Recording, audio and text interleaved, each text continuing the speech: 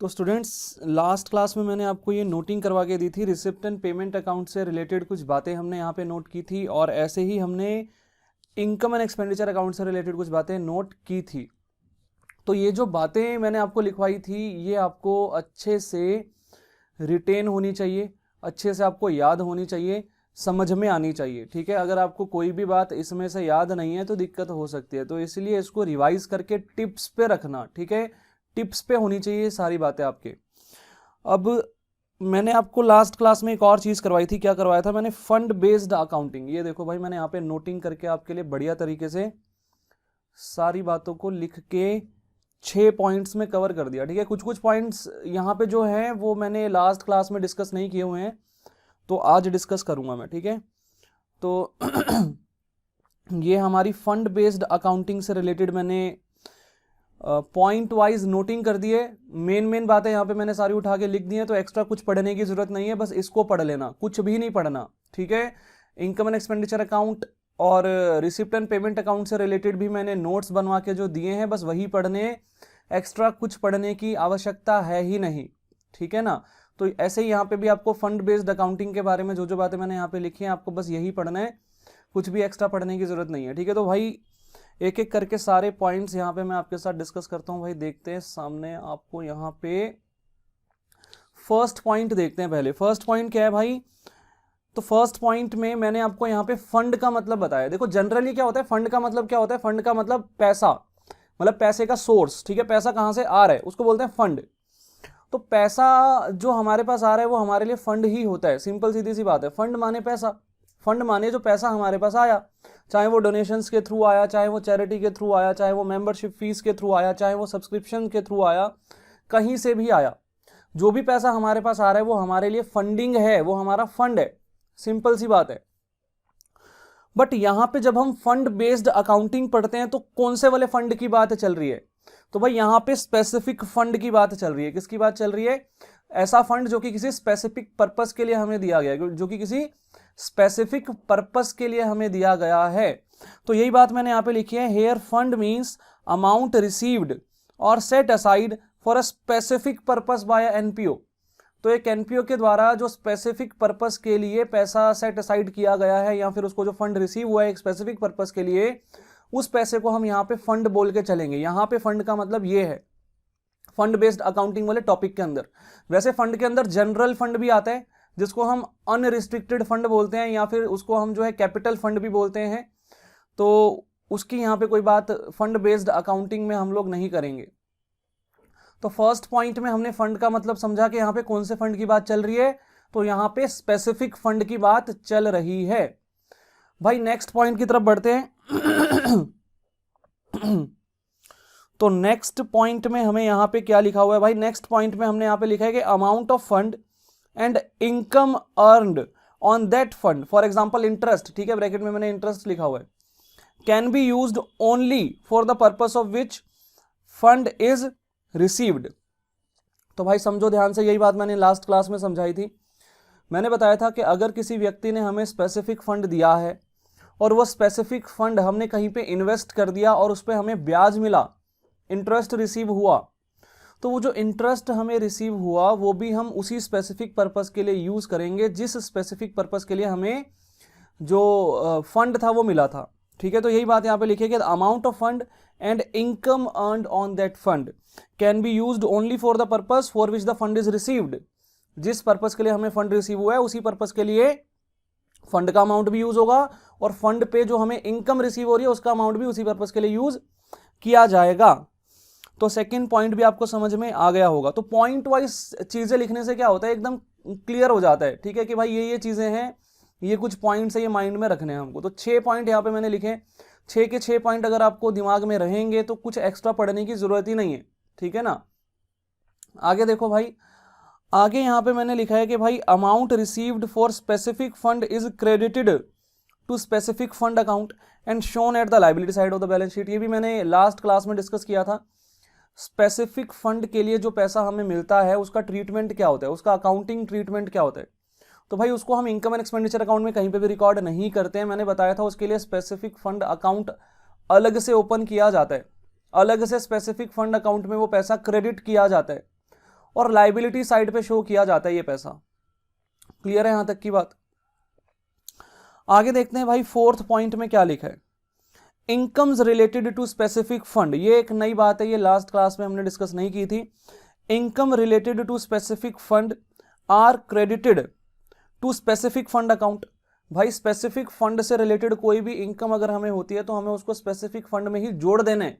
For example मैं बोलता हूं मुझे बिल्डिंग फंड रिसीव हुआ, ध्यान से सुनना, मुझे बिल्डिंग फंड रिसीव हुआ, मुझे एक पर्सन ने आके फंड दिया, डोनेशंस दी, और वो बिल्डिंग फंड का पैसा था, उसने स्पेसिफिकली मुझे बताया कि ये पैसा आपको बिल्डिंग के लिए ही यूज करना है बस, तो वो बिल्डिंग फंड का पैसा था। अब मैंने वो पैसा इन्वेस्ट कर दिया, और वो जो मैंने पैसा इन्वेस्ट किया उस पर मुझे इंटरेस्ट रिसीव हुआ, मुझे क्या रिसीव हुआ, इंटरेस्ट रिसीव हुआ। तो वो जो इंटरेस्ट मुझे रिसीव हुआ, वो जो इंटरेस्ट का पैसा है वो मुझे कहां पे उसकी अकाउंटिंग करनी है, तो भाई मुझे स्पेसिफिक फंड अकाउंट के अंदर उसको क्रेडिट कर देना है, मतलब जोड़ देना है। मतलब मैं उसको बिल्डिंग फंड में ही जोड़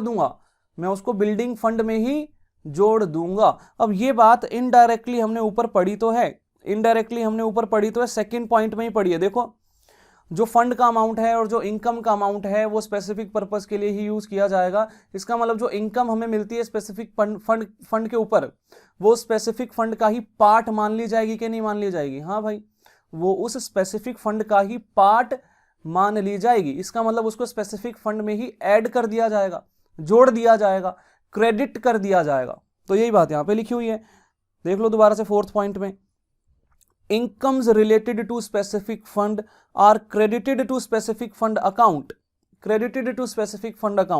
and expenses related to specific fund are debited to specific fund account। अब मैंने क्या बोला, मैंने बोला उस बंदे ने मुझे बिल्डिंग फंड दिया, तो बिल्डिंग फंड को मैंने कहीं इन्वेस्ट किया और उस इन्वेस्टमेंट पे मुझे इंटरेस्ट मिला, तो वो जो इंटरेस्ट मुझे मिला वो मैं कहां पे ऐड कर दूंगा, बिल्डिंग फंड में ही ऐड कर दूंगा, बिल्डिंग फंड में ही क्रेडिट कर दूंगा, ऐड कर दूंगा। मैं बोलता हूं मैंने वो जो फंड था ना उसमें से कुछ खर्चा भी किया, मैंने बिल्डिंग की कंस्ट्रक्शन पे कुछ खर्चा किया, तो ये जो खर्चा मैं कर रहा हूं इसका मैं क्या करूंगा भाई, इसको मैं बिल्डिंग फंड से माइनस कर दूंगा, मतलब इसको मैं स्पेसिफिक फंड में से डेबिट कर दूंगा, लेस कर दूंगा। भाई स्पेसिफिक फंड से रिलेटेड इनकम्स को स्पेसिफिक फंड में ऐड किया जाता है और स्पेसिफिक फंड से रिलेटेड एक्सपेंसेस को स्पेसिफिक फंड में लेस किया जाता है, डेबिट किया जाता है। बात खत्म। दोबारा बोल देता हूं शॉर्ट में, फोर्थ पॉइंट का निष्कर्ष क्या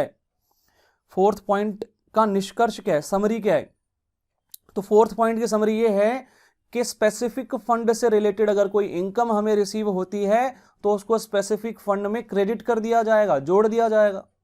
और स्पेसिफिक फंड से रिलेटेड अगर हम कोई खर्चा कर देते हैं, फॉर एग्जांपल मुझे बिल्डिंग फंड रिसीव हुआ और उसमें से मैंने बिल्डिंग की कंस्ट्रक्शन पे खर्चा कर दिया, तो वो जो स्पेसिफिक फंड से रिलेटेड एक्सपेंडिचर होगा उसको स्पेसिफिक फंड में से माइनस कर दिया जाएगा। बात खत्म, कुछ भी नया नहीं है, डेबिट कर दिया जाएगा।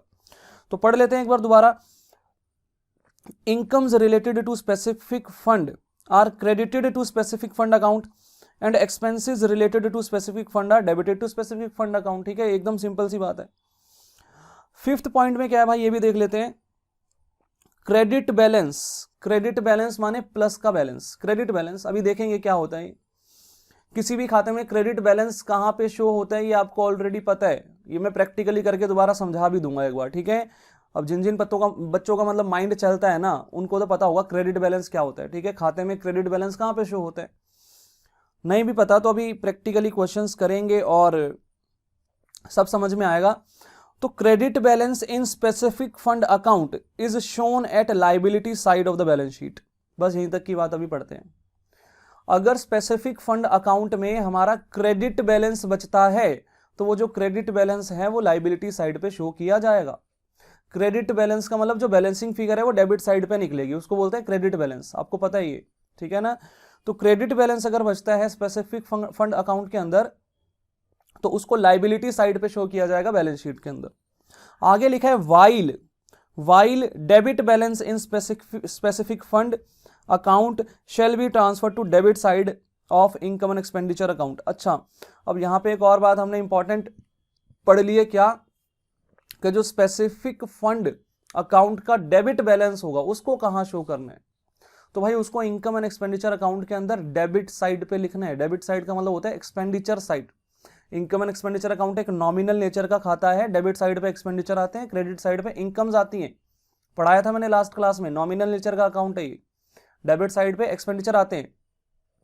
तो अगर स्पेसिफिक फंड का डेबिट बैलेंस है तो उसको कहां पे लिखेंगे, इनकम एंड एक्सपेंडिचर अकाउंट में डेबिट साइड पे लिखेंगे, डेबिट साइड पे उसको ट्रांसफर किया जाएगा। तो ये बात मैं दोबारा पढ़ा देता हूं, पढ़ लो। Credit balance in specific fund account is shown at liability side of the balance sheet. अगर स्पेसिफिक फंड अकाउंट के अंदर क्रेडिट बैलेंस बचेगा तो उसको लाइबिलिटी साइड पे शो करेंगे बैलेंस शीट के अंदर। while debit balance in specific fund account shall be transferred to debit side of income and expenditure account। तो अगर हमारा स्पेसिफिक फंड अकाउंट में डेबिट बैलेंस बचेगा तो उसको इनकम एंड एक्सपेंडिचर अकाउंट के अंदर डेबिट साइड पे शो किया जाएगा। क्लियर है यहां तक की बात?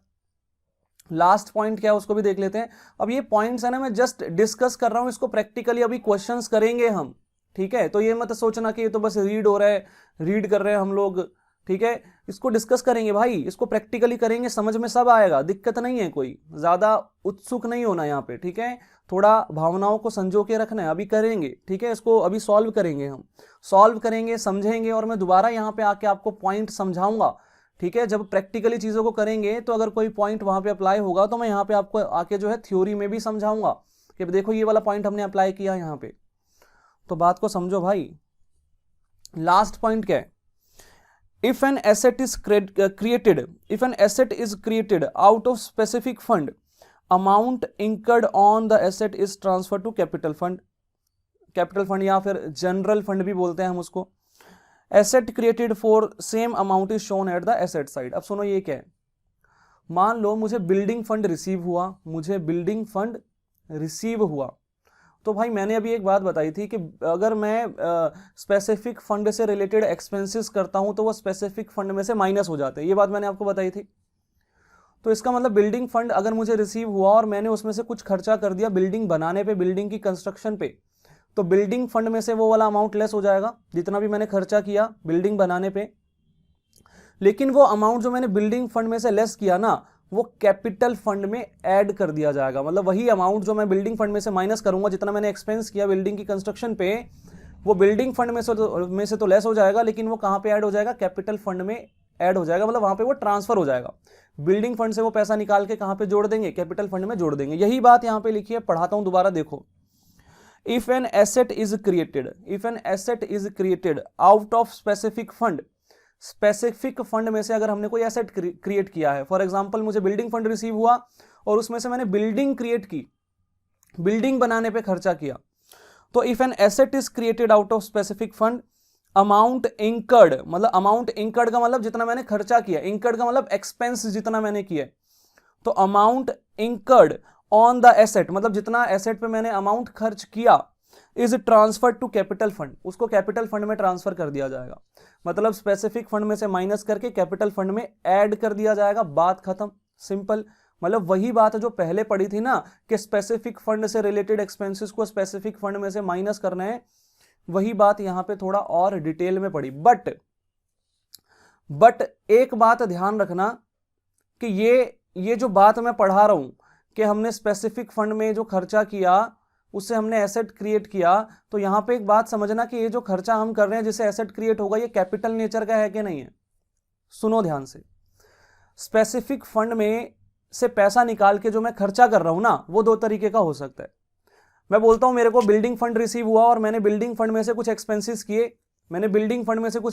किए, और वो जो एक्सपेंसेस हैं वो दो नेचर के हो सकते हैं, रेवेन्यू नेचर का भी हो सकता है, कैपिटल नेचर का भी हो सकता है। अगर तो वो कैपिटल नेचर का एक्सपेंस है तो उसका ये वाला ट्रीटमेंट करना है, ये वाला जो मैं पढ़ा रहा हूं अभी। क्या ट्रीटमेंट करना है? अगर वो कैपिटल नेचर का एक्सपेंस है, मतलब उसे एसेट क्रिएट हुआ है, कैपिटल नेचर का एक्सपेंस तो तभी होगा ना जब उसे एसेट क्रिएट हुआ होगा, तो उसका ट्रीटमेंट क्या करना है, स्पेसिफिक फंड में से माइनस और जनरल फंड में ऐड, मतलब कैपिटल फंड में ऐड। ठीक है, अभी सिर्फ थ्योरेटिकली पढ़ रहे हैं, प्रैक्टिकली करके दिखाऊंगा इसको।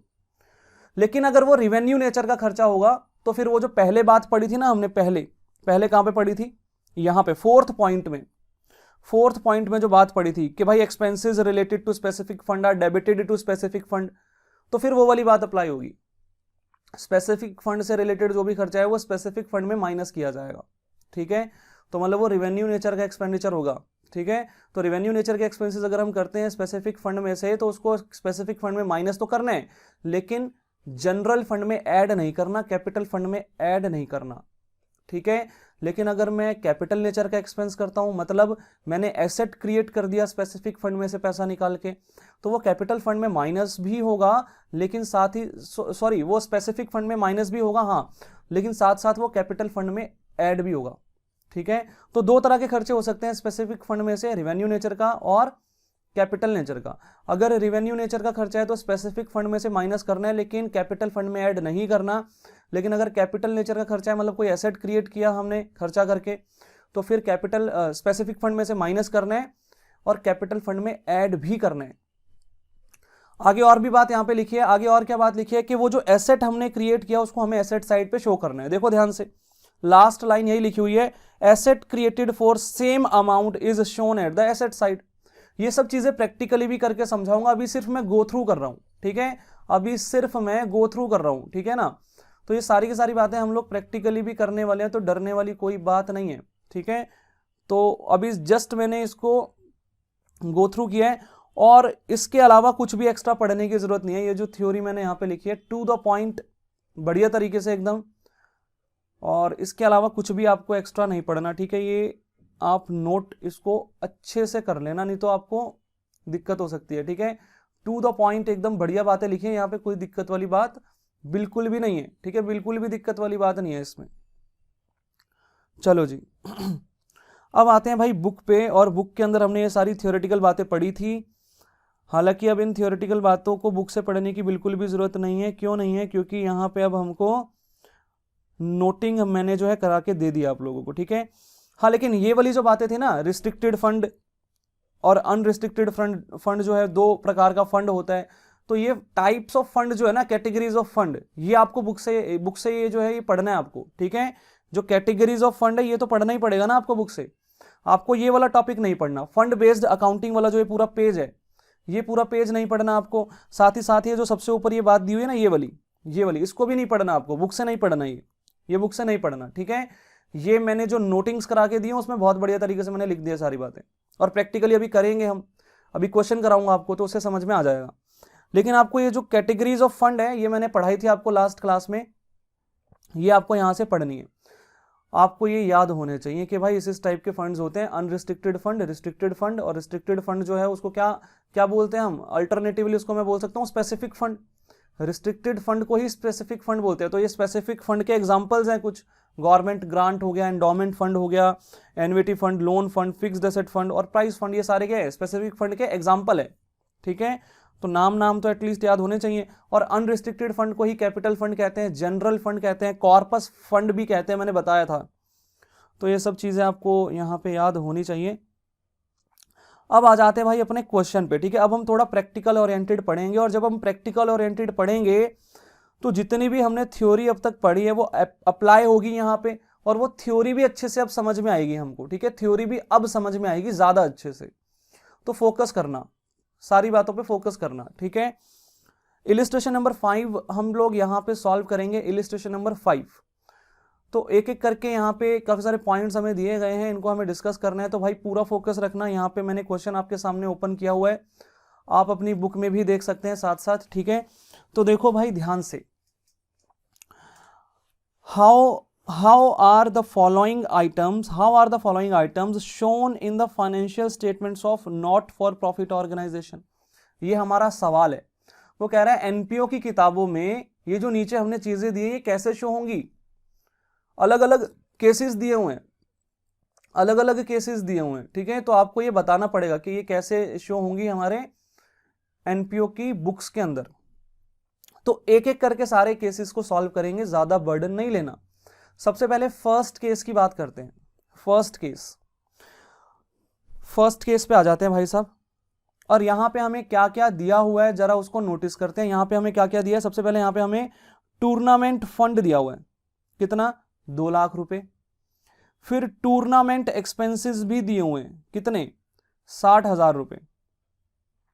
और फिर रिसिप्ट्स फ्रॉम टूर्नामेंट दिया हुआ है 80,000 रुपीज, ठीक है। एक बार मैं चेक करता हूँ यहाँ पे खाते वाते तो बना के नहीं दिखा रखे हैं, चलो ठीक है कोई दिक्कत नहीं, खाते नहीं बनाने, ठीक है। लेकिन मैं आपको खाते बना के इसका ट्रीटमेंट समझा दूंगा, ठीक है। बुक में तो सीधा सीधा ऐसे आंसर दिया हुआ है, ठीक है, इस टाइप से आंसर दिया हुआ है, ठीक है, ये थ्योरी में लिख के आंसर दिया हुआ है। मैं आपको अकाउंट में इसका ट्रीटमेंट क्या होगा ना वो भी साथ साथ समझा के चलूंगा, ठीक है, तो देखते रहना। तो मैं एक बार ये सारी चीज़ों को नोट कर लेता हूँ, ठीक है, इन सारी चीज़ों को मैं यहाँ पे नोट कर लेता हूँ। और ये फंड बेस्ड अकाउंटिंग की नोटिंग भी आप लोग जो है इसको भी आप कॉपी में अच्छे से लिख लेना है इसको, ठीक है। चलो तो यहाँ पे नेक्स्ट पेज पे आ जाते हैं और यहाँ पे मैं ज़रा सा लिखते हैं भाई, इलिस्ट्रेशन नंबर 5 है ये हमारा,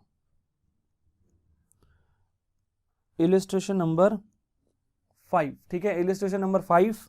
और क्या करना है मुझे यहाँ पे, फर्स्ट पॉइंट करना है भाई, यहाँ पे फर्स्ट पॉइंट, यहाँ पे क्या क्या चीजें हमें दी गई हैं। सबसे पहले हमें टूर्नामेंट फंड दिया गया 2 लाख, टूर्नामेंट फंड हमें यहां पे दिया गया 2 लाख। तो मैं लिख देता हूं हमें क्या क्या इंफॉर्मेशन गिवन है। आगे देखते हैं और क्या गिवन है भाई। टूर्नामेंट एक्सपेंसेस गिवन थे ना हमको, टूर्नामेंट एक्सपेंसेस 60,000 गिवन थे, तो लिखते हैं टूर्नामेंट एक्सपेंसेस, टूर्नामेंट एक्सपेंसेस 60,000। और फिर रिसिप्ट्स भी दी हुई थी यहां पे, रिसिप्ट्स फ्रॉम टूर्नामेंट 80,000।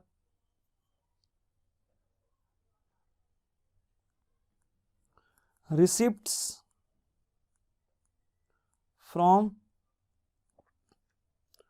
टूर्नामेंट ये हमें गिवन है यहां पे 80,000, 80,000, ठीक है। और इसके अलावा कुछ भी और गिवन नहीं है, आप देख सकते हैं, ठीक है। ये 3 चीजें गिवन थी हमें फर्स्ट केस में। तो अब इन चीजों का ट्रीटमेंट क्या होगा, इनको कहां कहां पे शो किया जाएगा वो मैं आपको समझाता हूं, ध्यान देना, ध्यान देना। सॉल्यूशन देखो भाई, सॉल्यूशन, सॉल्यूशन, तो भाई सॉल्यूशन यहां पे फोकस करना जरा सा कि किस तरीके से किया जाएगा। यहां पे काम करते हैं, यहां पे मैं एक रफ खाता बना देता हूं, इनकम एंड एक्सपेंडिचर अकाउंट, ठीक है, income and expenditure account, income and expenditure account का फॉर्मेट बना देते हैं यहां पे। तो एक रफ फॉर्मेट यहां पे इनकम एंड एक्सपेंडिचर अकाउंट का मैं आपके लिए रेडी कर देता हूं। और नीचे हम लोग यहां पे लिख भी देते हैं कि भाई डेबिट साइड पे क्या आएगा, एक्सपेंडिचर आएगा,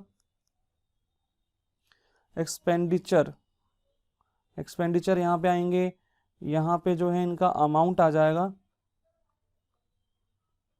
यहां पे इनकम्स आएंगी क्रेडिट साइड पे। ये नॉमिनल नेचर का अकाउंट है ना, तो debit all expenses and losses, credit all gains and incomes, ठीक है, वही वाला रूल अप्लाई होगा यहाँ पे, नॉमिनल नेचर के खातों का जो रूल होता है हमारा। तो यहाँ पे ये इनकम्स आ जाएंगी। चलो जी, तो एक तो मैंने ये फॉर्मेट बना दिया, आपकी बुक में इस तरीके से सॉल्व करके नहीं दिया हुआ, ठीक है, तो फोकस जरूर करना यहाँ पे। मैं आपको डायरेक्टली यहाँ पे ना खातों में किस तरीके से ट्रीटमेंट होगा वो समझा रहा हूँ, बुक में ऐसे नहीं किया हुआ, ठीक है।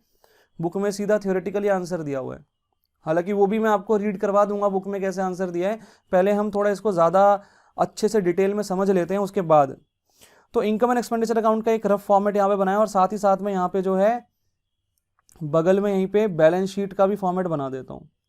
और फिर मैं आपको समझाऊंगा कहाँ कहाँ पे क्या क्या चीज़ें जाएंगी, कहाँ कहाँ पे क्या क्या चीज़ें पोस्ट होंगी। तो ये लो जी, ये बैलेंस शीट का यहाँ पे अपना फॉर्मेट बन जाएगा। यहाँ पे आएंगी लाइबिलिटीज, लाइबिलिटीज, उसके बाद अपने पास यहाँ पे अमाउंट आ जाएगा लाइबिलिटीज का, देन यहाँ पे एसेट्स होंगे, एंड देन यहाँ पे जो है अमाउंट आ जाएगा हमारे पास एसेट्स का, ठीक है। तो ये बैलेंस शीट का एक रफ फॉर्मेट मैंने यहाँ पे जो है बना दिया है। अब एक चीज पे फोकस करना, ये जो मुझे क्वेश्चन गिवन है यहाँ पे मुझे एक्सट्रैक्ट इंफॉर्मेशन गिवन है। एक्सट्रैक्ट, एक्सट्रैक्ट का मतलब कोई पूरा क्वेश्चन थोड़ी ना दे रखे है, क्वेश्चन में से बस एक इंफॉर्मेशन गिवन है, मुझे एक छोटा सा पार्ट गिवन है, ये कोई फुल फ्लेज क्वेश्चन नहीं है हमारा। यहाँ पे बस हमसे जो है एक स्पेसिफिक आइटम हमें दे रखी है और उसका ट्रीटमेंट पूछ रहे हैं वो लोग कि बताओ इसका ट्रीटमेंट क्या होगा। पूरा क्वेश्चन तो नहीं दे रखा ना। तो ये इनकम एंड एक्सपेंडिचर अकाउंट भी एक्सट्रैक्ट बनेगा, मतलब अधूरा बनेगा, पूरा नहीं बना रहा हूं मैं कुछ भी। बैलेंस शीट भी अधूरी बनेगी, सिर्फ इसी आइटम का ही तो ट्रीटमेंट यहाँ पे शो करना है हमको, कोई पूरा क्वेश्चन तो करना ही नहीं है हमको, तो बात को समझना। तो यहाँ पे कोई पूरा क्वेश्चन नहीं करना। चलो जी, अब एक एक करके हमें 3 आइटम्स गिवन हैं, इन तीनों आइटम्स को कहां कहां पे पोस्ट करना है जरा देखते हैं भाई ध्यान से। सबसे पहले टूर्नामेंट फंड की बात करते हैं। 2 लाख रुपए का टूर्नामेंट फंड हमें यहां पे दिया गया है। टूर्नामेंट फंड नाम से ही समझ में आता है कि भाई ऐसा फंड जो कि टूर्नामेंट कंडक्ट करने के लिए रिसीव हुआ होगा। टूर्नामेंट का मतलब क्या होता है? मैच, ठीक है ना। टूर्नामेंट का मतलब क्या होता है? मैच, ठीक है, स्पोर्ट्स, ठीक है।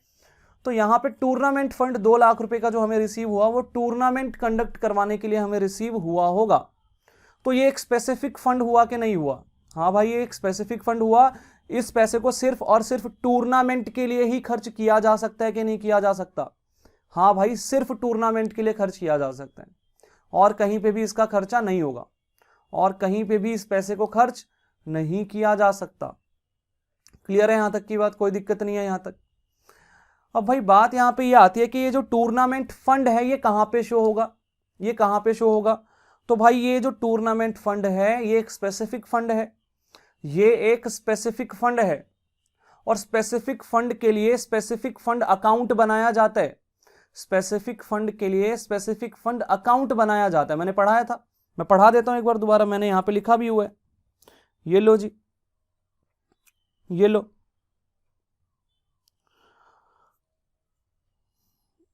यहां पे आ जाओ। थर्ड पॉइंट में देखो ध्यान से, amount received for specific fund is credited to specific fund account and shown at the liability side of the balance sheet. Third point में दिख रहा है आपको, amount received for specific fund is credited to specific fund account and shown at liability side of balance sheet. इसका मतलब जो भी पैसा यहां पे हमें रिसीव हो रहा है उसके लिए स्पेसिफिक फंड अकाउंट ओपन किया जाएगा और उस पैसे को कहां पे शो किया जाएगा? Liability side of balance sheet पे शो किया जाएगा। अब ये सारा काम होता कैसे है मैं आपको समझाता हूं, देखो ध्यान से। यहां पे मैं एक स्पेसिफिक फंड अकाउंट ओपन करता हूं। स्पेसिफिक फंड का नाम क्या है? Tournament fund. तो यहां पे हम एक अकाउंट ओपन करेंगे, tournament fund account, tournament fund account. तो टूर्नामेंट फंड का पैसा टूर्नामेंट फंड अकाउंट में जो है वो क्रेडिट किया जाता है, क्रेडिट किया जाता है और ये हमारी लायबिलिटी होती है, ये हमारी लायबिलिटी होती है भाई। हमें जब तक वो पैसा स्पेसिफिक पर्पस के लिए खर्च नहीं कर देंगे तब तक ये हमारी लायबिलिटी रहेगी कि नहीं रहेगी? हाँ भाई, तब तक ये हमारी लायबिलिटी रहेगी। तो टूर्नामेंट के लिए हमें पैसा मिला तो जब तक हम टूर्नामेंट कंडक्ट नहीं करवा देते हैं तब तक ये हमारी लायबिलिटी रहेगी ही रहेगी। तो जब मैं ये खाता बनाऊंगा, स्पेसिफिक फंड अकाउंट जब मैं बनाऊंगा तो देखते हैं भाई क्या क्या होगा। ध्यान से देखना क्या क्या होगा। तो यहां पे देखो भाई ध्यान से, तो मैंने ये खाते का फॉर्मेट बना दिया। यहां पे फॉर्मेट बनाने में कोई दिक्कत नहीं है, एक डेबिट साइड एक क्रेडिट साइड। अब हमने क्या पढ़ा कि जो स्पेसिफिक फंड से रिलेटेड इनकम होती है, जो स्पेसिफिक फंड से रिलेटेड हमें पैसा रिसीव होता है वो स्पेसिफिक फंड अकाउंट में क्रेडिट किया जाता है और ये लायबिलिटी होती है हमारे लिए, ये लायबिलिटी होती है हमारे लिए, ठीक है।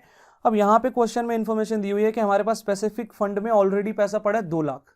ये कोई फ्रेश इनकम रिसीव नहीं हुई है, ये पहले का स्पेसिफिक फंड पड़ा हुआ है हमारे पास, टूर्नामेंट फंड पड़ा हुआ है हमारे पास 2 लाख। टूर्नामेंट फंड में 2 लाख पड़े हैं, पहले के पड़े हुए हैं, तो ये हमारी लायबिलिटी है कि नहीं है? लायबिलिटी है, ये पैसा हमारी स्पेसिफिक फंड का पैसा हमारी लायबिलिटी होता है। लायबिलिटी है तो क्रेडिट नेचर की आइटम है कि नहीं है? क्रेडिट नेचर की आइटम है। तो जब मैं टूर्नामेंट फंड अकाउंट बनाऊंगा तो लायबिलिटीज का ओपनिंग बैलेंस कहां पे आता है? लायबिलिटीज का ओपनिंग बैलेंस क्रेडिट साइड पे आता है। तो यहां पे क्रेडिट साइड पे बाय बैलेंस बीडी करके हम लिख देते हैं। यहां पे देखो भाई ध्यान से, बाय बैलेंस बीडी कितना आ गया? 2 लाख।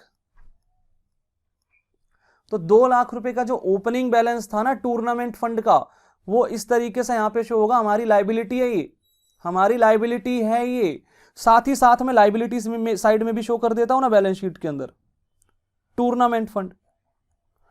टूर्नामेंट फंड कितना आ गया 2 लाख रुपए, तो साथ ही साथ 2 लाख रुपए ऐसे करके इनर कॉलम में मैंने टूर्नामेंट फंड का अमाउंट लिखा हुआ है, 2 लाख रुपए का अमाउंट मैंने रुपीज वाले कॉलम में नहीं लिखा, आप ध्यान देना, मैंने इनर कॉलम में लिखा हुआ है। उसका रीजन भी आपको समझाऊंगा मैं, ठीक है, उसका रीजन भी आपको समझाऊंगा मैं।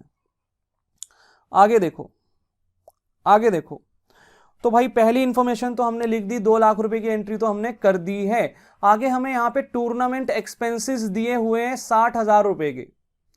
मैंने आपको पढ़ाया था कि स्पेसिफिक फंड से रिलेटेड एक्सपेंसेस जो है वो स्पेसिफिक फंड अकाउंट में डेबिट कर दिए जाएंगे, डेबिट कर दिए जाएंगे। तो यहां पे to tournament expenses, to tournament expenses या फिर टू बैंक अकाउंट आना चाहिए। सुनो ध्यान से, वो कह रहे टूर्नामेंट का खर्चा हो गया, कितना खर्चा हो गया 60,000 रुपए का, तो एक्सपेंस अकाउंट में डालूं या फिर बैंक अकाउंट में डालूं, एक्सपेंस अकाउंट में डालूं या बैंक अकाउंट में डालूं। तो सुनो भाई, यहां पे कंफ्यूज होने की जरूरत ही नहीं है। क्यों? क्योंकि ये खाता रफ खाता है, ठीक है, ये खाता हमें बनाना ही नहीं होगा। अभी जब क्वेश्चंस करेंगे तो आपको बताऊंगा मैं, हमें ये कोई खाता बनाने की जरूरत पड़ेगी ही नहीं, ठीक है। तो यहां पे मैं टू टूर्नामेंट एक्सपेंस नाम भी लिख दूंगा तो चलेगा, कोई दिक्कत नहीं है, ठीक है ना। और टू बैंक अकाउंट लिख दूंगा तो भी चलेगा, कोई दिक्कत नहीं है, ठीक है। तो टू टूर्नामेंट एक्सपेंसेस में लिख देता हूं, टू टूर्नामेंट एक्सपेंसेस यहां पे लिख देते हैं। कितने का एक्सपेंस हुआ है यहां पे? तो भाई एक्सपेंस यहां पे हुआ था हमारा 60,000 रुपए का, 60,000 रुपीज का यहां पे हमने डेबिट कर दिया। स्पेसिफिक फंड से रिलेटेड एक्सपेंसेस स्पेसिफिक फंड में डेबिट कर दिए जाते हैं, स्पेसिफिक फंड अकाउंट में डेबिट कर दिए जाते हैं। तो यहां तक आपको दिक्कत नहीं होगी कोई भी। आगे देखो भाई, थर्ड इंफॉर्मेशन क्या थी? Receipt from tournament. हमने जो टूर्नामेंट कराया तो टूर्नामेंट की टिकट्स बेची होंगी ना हमने, पब्लिक भी तो देखने आती है कि नहीं आती है टूर्नामेंट, तो टिकट्स बेच के पैसा कमाया होगा, तो रिसिप्ट हुई है, हमें पैसा आ रहा है, हमारे पास इनकम है। स्पेसिफिक फंड से related income specific fund account में क्रेडिट की जाती है, स्पेसिफिक फंड से related income specific fund account में क्रेडिट की जाती है, तो क्रेडिट कर देते हैं by tournament receipts, by tournament receipts. कितना पैसा आ गया भाई? 80,000 रुपए आए क्या? हाँ, 80,000 रुपीज। तो ये 80,000 रुपीज यहां पे आ गया इस तरीके से। क्या और कोई इंफॉर्मेशन हमें क्वेश्चन में गिवन है? तो नहीं भाई, कोई भी इंफॉर्मेशन हमें क्वेश्चन में गिवन नहीं है, बस ये 3 चीजें गिवन थी और तीनों चीजें मैंने यहाँ पे स्पेसिफिक फंड अकाउंट में डाल दी हैं। अब एक चीज देखना, यहां पे ध्यान से देखना, मैं इस अकाउंट को क्लोज करूंगा तो यहां पे मेरा 2,80,000 का टोटल आएगा, यहां पे भी 2,80,000 का टोटल आएगा, और बैलेंसिंग फिगर बचेगी 2,20,000। ये जो बैलेंस बचा, ये डेबिट बैलेंस है या क्रेडिट बैलेंस है? ये डेबिट बैलेंस है या क्रेडिट बैलेंस है, बताओ भाई। तो भाई ये क्रेडिट बैलेंस है ना, excess of credit over debit. कितने टाइम से पढ़ाते आ रहा हूं मैं, बात समझ में आती है, इतनी कोई दिक्कत नहीं है। एक काम करते हैं, अभी ये जो टूर्नामेंट फंड यहां पे लिखा था ना मैंने 2 लाख, इसको मैं मिटा देता हूं अभी, ठीक है। इसका अमाउंट मैं यहां से अभी मिटा देता हूं, अभी इसको मैं हटा देता हूं, ठीक है। देखो, अभी तक मैंने सिर्फ ये टूर्नामेंट फंड अकाउंट बनाया है और इतना ही आपको समझना था, ये आपको समझ में आ गया है तो कोई दिक्कत वाली बात नहीं है। अब एक बात समझना ध्यान से, मेरे पास 2 लाख रुपए का टूर्नामेंट फंड पड़ा था, मेरे पास 2 लाख का टूर्नामेंट फंड पड़ा था। मैंने 80,000 रुपए और यहां पे रिकवर कर लिए, मुझे और इनकम होगी स्पेसिफिक फंड से रिलेटेड, तो मेरा फंड अमाउंट बढ़ गया, 2,80,000 हो गया। और मैंने इस फंड से रिलेटेड कुछ खर्चे भी कर दिए, टूर्नामेंट से रिलेटेड 60,000 के। तो अब मेरे पास फंड में कितना पैसा पड़ा है? 2,20,000। तो ये जो 2,20,000 मेरे पास पड़ा हुआ है, ये जो 2,20,000 मेरे पास पड़ा हुआ है, क्या ये मेरी अभी भी लाइबिलिटी है कि नहीं है? क्रेडिट बैलेंस है ना मेरा, फंड में अभी भी इतना पैसा पड़ा हुआ है, तो लाइबिलिटी है कि नहीं है? तो सीधा सीधा मैं यहां पे 2,20,000 शो कर दूं तो कोई दिक्कत है? सीधा सीधा अगर मैं यहां पे 2,20,000 शो कर दूं तो कोई दिक्कत है क्या? नहीं, कोई दिक्कत नहीं है, कोई भी दिक्कत नहीं है ना। यहां तक तो सब कुछ सही है, एकदम बढ़िया, एकदम कोई दिक्कत नहीं है यहां तक। तो अगर मैं सीधा सीधा भी यहां पे 2,20,000 लिख दूं तो कोई दिक्कत नहीं है। बट अब एक बात मैं आपको समझाता हूं, क्या हर क्वेश्चन में हम स्पेसिफिक फंड अकाउंट बनाया करेंगे क्या? ये वाला खाता बनाएंगे क्या? एक क्वेश्चन में 4 स्पेसिफिक फंड है अलग अलग नाम से, तो क्या सबका खाता बनाऊंगा मैं? नहीं, इतना टाइम नहीं होता भाई पेपर में। तो पेपर में क्या करेंगे, पेपर में ये जो 2,20,000, ये जो 2,20,000 मैंने निकाला, ये मैंने खाता बना के निकाला और यहाँ पे लिख दिया मैंने सीधा सीधा 2,20,000 के भाई इतने की लाइबिलिटी अभी भी है मेरे टूर्नामेंट फंड की, मैंने बैलेंस शीट में इतना लिख दिया 2,20,000। ये 2,20,000 खाता बनाने के बजाय मैं अलग तरीके से भी शो कर सकता हूं। देखो कैसे, मैं अकाउंट ना भी बनाऊं तो मेरा काम हो जाएगा। कैसे हो जाएगा, देखो ध्यान से, जो काम मैंने यहां पे खाते में किया है ना वही काम मैं यहां पे बैलेंस शीट में कर दूंगा। देखो कैसे, मैं बोलूंगा मेरे पास 2 लाख का टूर्नामेंट फंड पड़ा था, ध्यान से देखना, यहां पे लिख दूंगा 2 लाख का टूर्नामेंट फंड पड़ा था, ऐसे करके। फिर मैं बोलूंगा भाई मेरे ना टूर्नामेंट एक्सपेंसेस हो गए, तो डेबिट कर देंगे भाई, स्पेसिफिक फंड से रिलेटेड खर्चा जो है वो स्पेसिफिक फंड में डेबिट कर दिया जाता है, माइनस कर दिया जाता है। तो माइनस कर देंगे टूर्नामेंट एक्सपेंसेस, टूर्नामेंट एक्सपेंसेस कितने के हुए थे, 60,000 के। फिर मैं बोलूंगा मेरे पास कितने रुपए बचे हैं, तो मेरे पास 1,40,000 रुपए बचे हैं, मेरे पास 1,40,000 रुपए बचे हैं। और फिर मैं बोलूंगा भाई स्पेसिफिक फंड से रिलेटेड मुझे इनकम भी हुई है, टूर्नामेंट मुझे रिसिप्ट भी हुई है, टूर्नामेंट रिसिप्ट्स भी हुई है मुझे, कितने की, 80,000 की। तो ऐसे लिख दूंगा। और टोटल जो है ना 2,20,000 वो इस तरीके से मतलब मैं बाहर लिख दूंगा।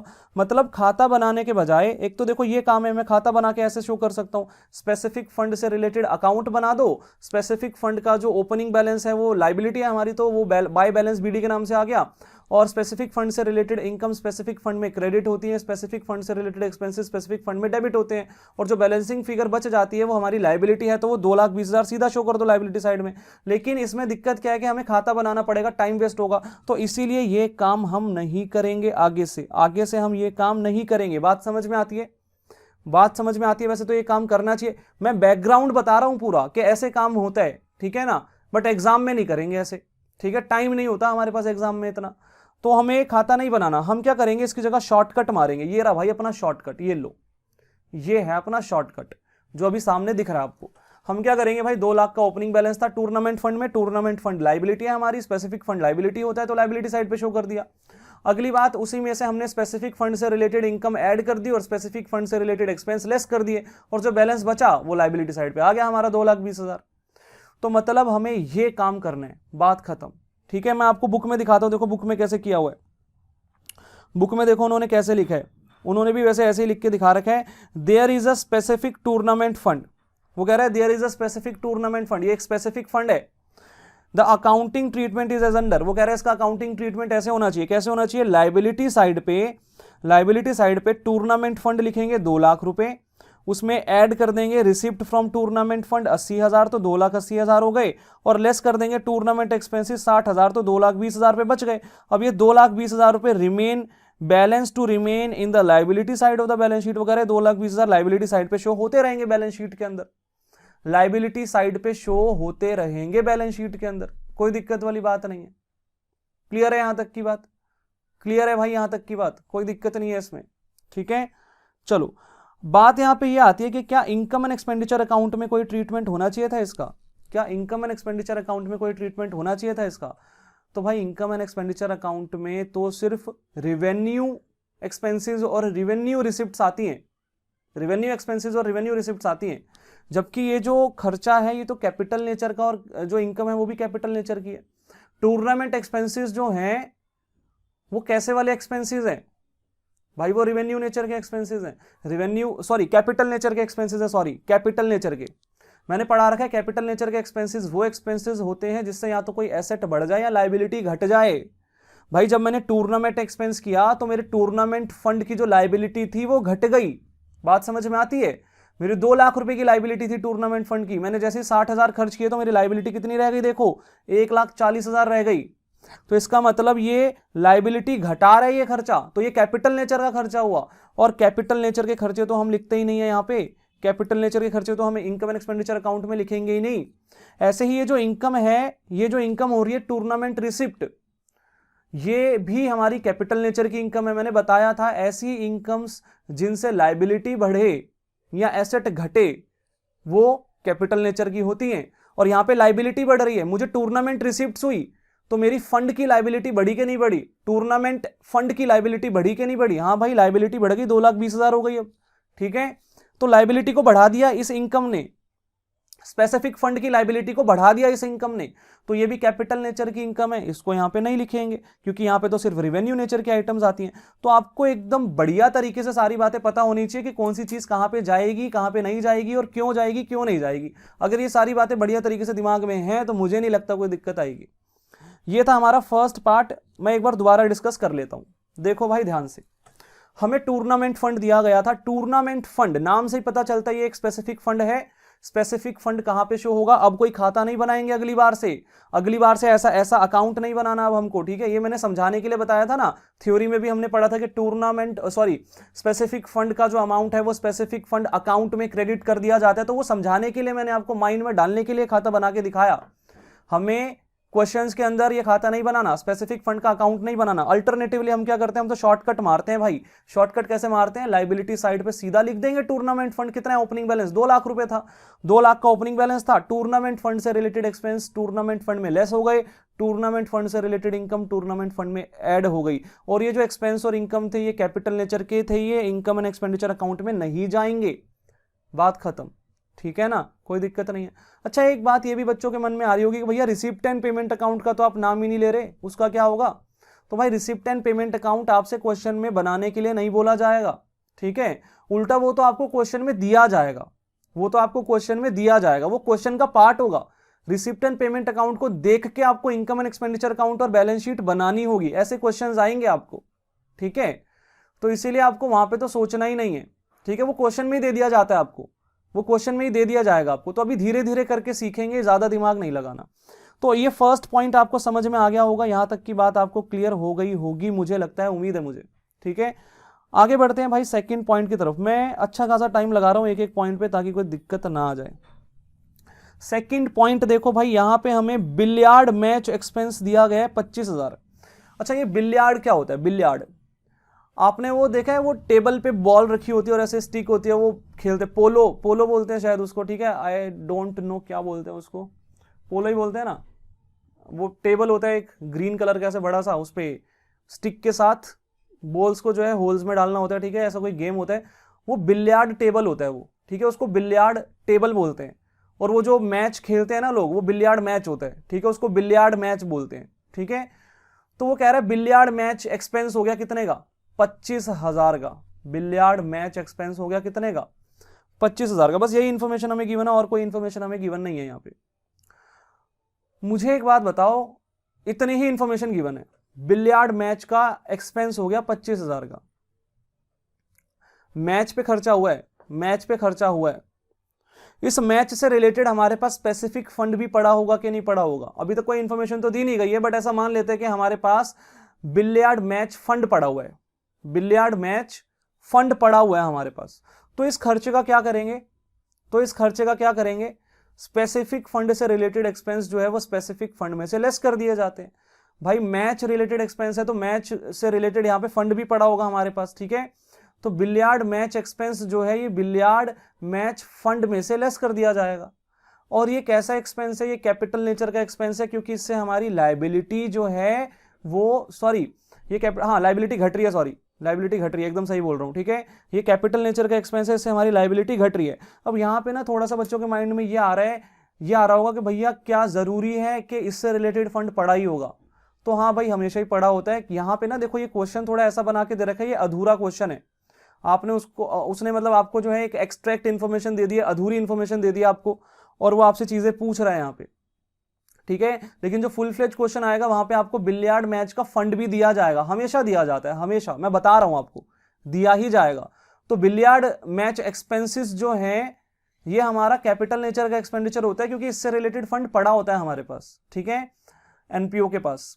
तो ये जो हमारा एक्सपेंस है ये स्पेसिफिक फंड में से लेस कर दिया जाएगा। मैं आपको दिखाता हूं यहाँ पे। अच्छा, इन्होंने ऐसा माना है कि कोई फंड नहीं पड़ा, ठीक है, इन्होंने ऐसा माना है कि कोई फंड नहीं पड़ा। देखो यहाँ पे उन्होंने एजम्पशन ले लिए, ठीक है। वैसे मैं क्वेश्चन के हिसाब से आपको समझा रहा था, मैं क्या समझा रहा था कि आपके पास फंड पड़ा होगा। अच्छा, एक और नई बात यहाँ पे समझानी है, वैसे थ्योरी में लिखवा रखी है, अभी मैं डिस्कस करता हूँ, ठीक है। वो बात यहाँ पे निकल करके आ जाती है। देखो ध्यान से, अगर आपको बिलियार्ड मैच एक्सपेंस दिया हुआ है इसी तरीके से, और आपको बिलियार्ड मैच फंड नहीं दिया हुआ, मैं यहाँ पे लिख के बता रहा हूँ, देखो, ठीक है, थोड़ा डिटेल में समझते हैं इसको। आपको यहाँ पे बिलियार्ड मैच फंड नहीं दिया हुआ, मैच फंड नहीं दिया हुआ, तो आप इस फंड को क्या मान लोगे? जीरो। बात को समझना, आपको बिलियार्ड मैच फंड नहीं दिया हुआ तो आप इसको क्या मान लोगे? इस फंड को क्या मान लोगे आप? जीरो मान लोगे। ठीक है, जीरो मान लोगे। इसका ट्रीटमेंट है ना हम वैसे ही करते हैं जैसे हमने अभी लास्ट वाले फंड का किया था। देखो ध्यान से, देखो ध्यान से, सेकंड पॉइंट यहां पे देखना, सेकंड पॉइंट, हमें बिलियार्ड मैच एक्सपेंस दिया हुआ है, हमें बिलियार्ड मैच एक्सपेंस दिया हुआ है। कितने का एक्सपेंस था ये था 25,000 का एक्सपेंस। और ये जो एक्सपेंस दिया है इससे रिलेटेड कोई फंड दिया हुआ है? हमें नहीं दिया हुआ। तो यहां पे देखो, इसका मतलब हमें बिलियार्ड मैच फंड नहीं दिया हुआ, तो मतलब वो जीरो हुआ कि नहीं हुआ? बिलियार्ड मैच फंड हमारे पास कितना है? कुछ भी नहीं है, जीरो है। अब सुनना ध्यान से, अगर मैं बैलेंस शीट बनाता हूं, देखो ध्यान से, अगर मैं बैलेंस शीट बनाता हूं, बैलेंस शीट बनाता हूं मैं, तो देखो होगा क्या। यहां पे एक न्यू चीज समझने वाले हैं हम लोग, तो फोकस करना। यहां पे लाइबिलिटीज होंगी, यहां पे अमाउंट होगा, यहां पे एसेट्स होंगे और यहां पे अमाउंट होगा। लाइबिलिटी साइड पे हम बिलियार्ड मैच फंड लिखेंगे जो कि है जीरो, है ही नहीं हमारे पास, जीरो। और उसमें से हम लेस करेंगे बिलियार्ड मैच एक्सपेंस जो कि हमें 25,000 दिए हुए हैं, 25,000।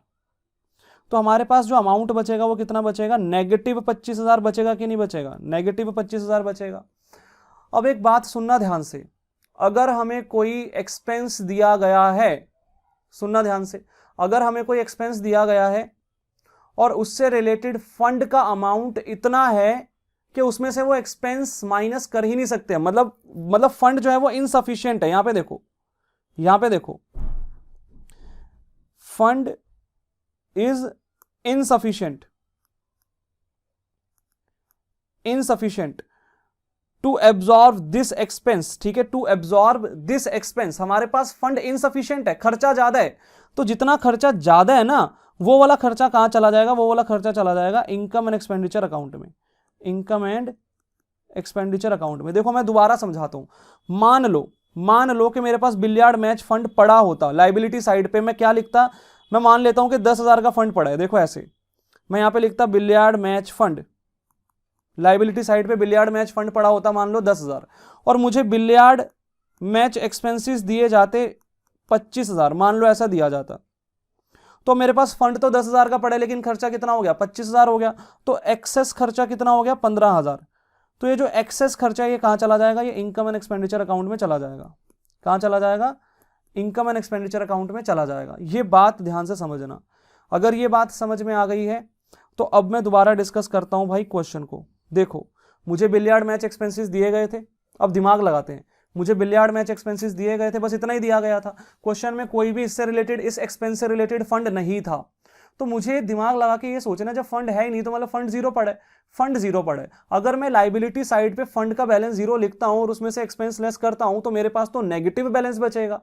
और मैंने अभी एक बात बताई, अगर हमारे पास इनसफिशिएंट फंड्स होते हैं तो वो जो एक्सेस अमाउंट हमारे पास होगा ना, एक्सेस अमाउंट जो हमारे पास बच जाएगा वो कहां चला जाएगा? इनकम एंड एक्सपेंडिचर अकाउंट में। तो हमें इसको लिख के करने की जरूरत नहीं है, माइंड में ही अगली बार से हम लोग इसको सोच लिया करेंगे। बात समझ में आती है? मैंने यहां पे एक एक्स्ट्रा एग्जांपल भी लिया कि मान लो अगर फंड जीरो नहीं होता, 10,000 होता, तो 10,000 का फंड होता और 25,000 के खर्चे हैं, तो 15,000 रुपए के जो खर्चे हैं वो फंड में से हम नहीं कवर कर पाते ना। फंड में तो 10,000 ही पड़े हैं, तो बाकी का 15,000 कहां जाएगा? वो इनकम एंड एक्सपेंडिचर अकाउंट में चला जाएगा। ठीक है, और फंड का बैलेंस जीरो हो जाएगा। मतलब मैं यहां से 10,000 ही लेस करूंगा, बाकी के 15,000 कहां कर दूंगा मैं? मतलब देखो लाइबिलिटी साइड पे जब मैं लिखूंगा ना तो मैं कैसे लिखूंगा, मैं दोबारा समझाता हूं। मैं लिखूंगा कि बिलियार्ड मैच फंड कितना है? 10,000, और मेरा खर्चा 25 का हुआ है, क्वेश्चन में ऐसा बता रखा है, तो मैं इसमें से 10 ही माइनस कर सकता हूं। बिलियार्ड मैच एक्सपेंसेस जो है ना, एक्सपेंसेस, ये मैं 10 ही माइनस कर सकता हूं यहां से, और ये बैलेंस जीरो हो जाएगा लाइबिलिटी साइड पे ऐसे करके। और बाकी का जो 15,000 बच गया उसका यहां पे बैलेंस शीट में कुछ नहीं करूंगा, वो सीधा डेबिट साइड पे चला जाएगा, एक्सपेंडिचर साइड पे चला जाएगा इनकम एंड एक्सपेंडिचर अकाउंट के अंदर, 2 बिलियर्ड मैच एक्सपेंस के नाम से। क्लियर है यहां तक की बात? तो ये बात आपको समझनी पड़ेगी यहां पे कि भाई बिलियर्ड मैच एक्सपेंस 25,000 थे, इससे रिलेटेड कोई फंड नहीं दिया हुआ था। जब कोई फंड ही नहीं दिया हुआ इस एक्सपेंस से रिलेटेड, बिलियर्ड मैच एक्सपेंस से रिलेटेड कोई फंड ही नहीं दिया हुआ, तो अगर मैं लाइबिलिटी साइड पे यहां पे इसको लिखता भी हूं फंड के अंदर, अगर मैं इसको लेस भी करता हूं, फंड तो जीरो है, तो अगर मैं लेस करूंगा तो एक्सेस जो मेरे पास बच गया नेगेटिव बैलेंस, वो कहां जाना चाहिए? इनकम एंड एक्सपेंडिचर अकाउंट में। पूरा का पूरा 25,000 उठा के सीधा इनकम एंड एक्सपेंडिचर अकाउंट में डाल दूंगा, क्योंकि फंड तो है ही जीरो। ठीक है, तो यही बात इन्होंने यहां पे लिखी हुई है, एक बार देख लेते हैं दोबारा से। There is no specific fund, वो कह रहे हैं भाई कोई स्पेसिफिक फंड नहीं है, यहां पे क्वेश्चन में कुछ दिया ही नहीं हुआ उन्होंने। ठीक है, hence 25,000 incurred on billiard match expenses, hence 25,000 incurred on billiard match expenses would be shown in the debit side, मतलब expenditure side of the income and expenditure account.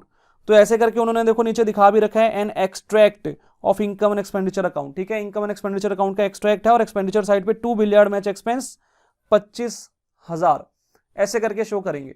तो साथ ही साथ मैंने कुछ एक्स्ट्रा बातें भी डिस्कस कर ली हैं, ध्यान देना। अगर फंड का बैलेंस कम है और एक्सपेंस ज्यादा है, तो वो जो एक्सेस एक्सपेंस है, एक्सेस एक्सपेंस, वो इनकम एंड एक्सपेंडिचर अकाउंट में जाएगा। ये बात हमने थ्योरी में लिखी है कि नहीं लिखी है, एक बार मैं देख लेता हूं, एक बार मैं थ्योरी में देख लेता हूं हमने लिखा है कि नहीं लिखा। ये कहां चला गया भाई? यहां पे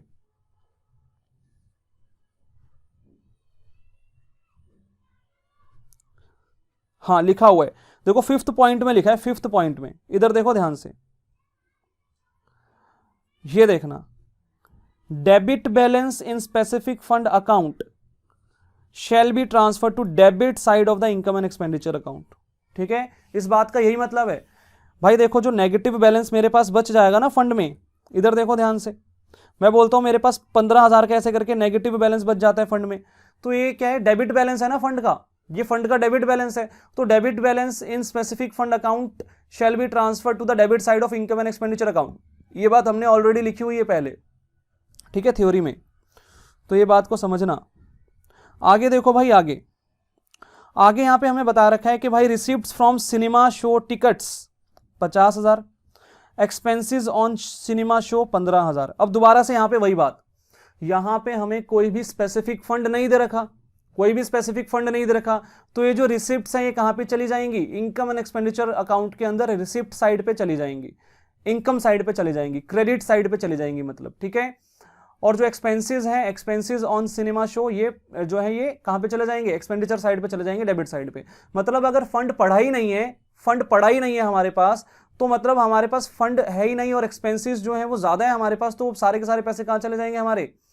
वो सारे के सारे पैसे हमारे इनकम एंड एक्सपेंडिचर अकाउंट में चले जाएंगे। ठीक है, तो एक बार देख लेते हैं इन्होंने क्या किया हुआ है। तो दोबारा से वही बात, there is no specific fund, fund पड़ा ही नहीं है, तो जो भी इनकम हो रही है, जो भी एक्सपेंस हो रहा है, वो इनकम एंड एक्सपेंडिचर अकाउंट में जाएगा। Receipt from cinema show tickets would be shown in the credit side of the income side, credit side, that is income side of the income and expenditure account, and expenses on cinema show would be shown in the debit side, that is expenditure side of the income and expenditure account। वही बात जो हमने पढ़ी, अगर आपके पास fund पड़ा ही नहीं है, तो सारा का सारा पैसा जो आपको रिसीव हो रहा है वो सारा इनकम साइड पे चला जाएगा, इनकम एंड एक्सपेंडिचर अकाउंट के अंदर, और जो भी आप खर्चा कर रहे हो वो सारा का सारा एक्सपेंडिचर साइड पे चला जाएगा, इनकम एंड एक्सपेंडिचर अकाउंट के अंदर। अगर फंड पड़ा है तो फंड में ऐड या लेस करेंगे स्पेसिफिक फंड के अंदर, फंड नहीं पड़ा तो इनकम एंड एक्सपेंडिचर अकाउंट के अंदर उसका ट्रीटमेंट किया जाएगा। तो बात को समझना, प्रैक्टिकली करके ज्यादा समझ में आती है ना बातें। आगे देखो, प्राइस फंड अब पड़ा है भाई, फंड 1 लाख रुपए का फंड पड़ा हुआ है हमारे पास, prize fund. Interest on price fund investment, अब वो कह रहा है प्राइस फंड इन्वेस्टमेंट की थी हमने, उस पर हमें इंटरेस्ट रिसीव हुआ, तो स्पेसिफिक फंड से रिलेटेड इनकम हो गई कितनी? 10,000 रुपए। प्राइस फंड पड़ा था 1 लाख, हमने इन्वेस्टमेंट कर रखी थी प्राइस फंड की, तो भाई उस पर हमें कितना ब्याज मिल गया? 10,000 का ब्याज मिल गया। प्राइजेज अवॉर्डेड, वो कह रहा है प्राइजेज हमने जो बांट दिए हैं, तो खर्चा हो गया हमारा स्पेसिफिक फंड से रिलेटेड कितना? 20,000 का। और प्राइस फंड इन्वेस्टमेंट पड़ी है हमारे पास कितनी? 80,000 की। तो देखो भाई इसका ट्रीटमेंट क्या होगा। तो ये सारी चीजें मैं एक बार नोट कर लेता हूं यहां पे, और फिर इसका ट्रीटमेंट देखते हैं। बहुत यहां पे जो है इंटरेस्टिंग चीजें आने वाली हैं। तो यहाँ पे करते हैं पॉइंट नंबर, एक बार मैं देख लेता हूँ, ये पॉइंट नंबर हमारा 3rd हो गया था, 4th पॉइंट है, ठीक है, 4th पॉइंट। तो देखो भाई यहाँ पे 4th पॉइंट देखना ज़रा, हमें प्राइज फंड दिया हुआ है 1 लाख, प्राइज फंड दिया हुआ है 1 लाख। तो ध्यान से देखना सारी बातों को। और फिर हमें साथ साथ और भी चीजें दी हुई है। Interest on prize fund investment दिया हुआ है 10,000, interest on prize fund investment दिया हुआ है कितना, 10,000, 10,000 का प्राइज फंड इन्वेस्टमेंट दिया हुआ है हमें। देन हमें जो है प्राइज अवॉर्डेड दिया हुआ है 20,000, प्राइज अवॉर्डेड दिया हुआ है कितना, 20,000। और प्राइज फंड इन्वेस्टमेंट भी दी हुई है कितनी, 80,000, प्राइज फंड इन्वेस्टमेंट भी हमें दी हुई है कितनी, 80,000, ठीक है। तो ये सारी इंफॉर्मेशन हमें गिवन है यहाँ पे, और इसका ट्रीटमेंट हमें करके दिखाना है। हमारे पास प्राइज फंड एक स्पेसिफिक फंड है ये, तो सिंपल सी बात है भाई, इसका ट्रीटमेंट क्या होगा, देखो सॉल्यूशन। भाई बैलेंस शीट के अंदर कहाँ कहाँ पे आएंगी चीजें, बैलेंस शीट बनाते हैं यहाँ पे, बैलेंस शीट, बैलेंस शीट के अंदर यहाँ पे आएगी लाइबिलिटी साइड। तो 1-2 क्वेश्चन बस ये वाले करेंगे ना, तो उसके बाद आपको ये सारी की सारी बातें समझ में आ जाएंगी, और ये इंपॉर्टेंट बातें हैं काफ़ी ज़्यादा। अगर ये समझ में आ गई तो चैप्टर की आधी प्रॉब्लम तो ख़त्म हो जाएगी। तो भाई स्पेसिफिक फंड को जो है लाइबिलिटी साइड पे शो किया जाता है, तो ये आ गया prize fund 1 lakh. Prize fund हमारे पास पड़ा है कितना, 1 लाख रुपए का प्राइज फंड हमारे पास पड़ा हुआ है। और यहां पे ध्यान देना, यहां पे interest on prize fund investment, हमें प्राइज फंड इन्वेस्टमेंट के ऊपर ब्याज रिसीव हुआ 10,000, और फिर प्राइज फंड अवॉर्डेड कितना है 20,000, ठीक है। अब एक चीज यहां पे लेकिन मुझे चेक करनी है, 1 मिनट रुक जाओ, क्योंकि यहां पे थोड़ा कंफ्यूजन हो सकती है। हाँ यहाँ पे नोट भी दे रखा है ना इन्होंने, देखो यहां से देखो इन्होंने क्या कर रखा है, प्राइस फंड से रिलेटेड एक नोट यहां पे आपको अपनी बुक में मिलेगा, इस नोट को ध्यान देना। Interest on price fund investment is not added to the price fund investment account as the amount upon receipt is debited to either cash or bank account. The asset side of the balance sheet stands increased because of its impact on the receipt side of the receipt and payment account.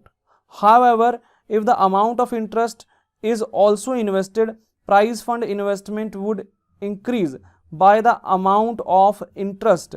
अब ये क्या चीज है भाई, देखो ध्यान से, यहां पे समझाता हूं मैं आपको। सबसे पहले प्राइस फंड दिया हुआ था 1 लाख रुपए, प्राइस फंड दिया हुआ था 1 लाख रुपए, और प्राइस फंड से रिलेटेड हमें क्या हुआ, इंटरेस्ट रिसीव हुआ। इधर देखो ध्यान से, interest on price fund investment, price fund investment specific fund से रिलेटेड अगर कोई इन्वेस्टमेंट कर रखी है और उस पर अगर हमें इनकम होती है, स्पेसिफिक फंड से रिलेटेड अगर कोई इन्वेस्टमेंट कर रखी है और उस पर इनकम होती है, तो वो स्पेसिफिक फंड में ऐड की जाती है। ये मैंने पढ़ाया था, ठीक है, ये मैंने पढ़ाया था।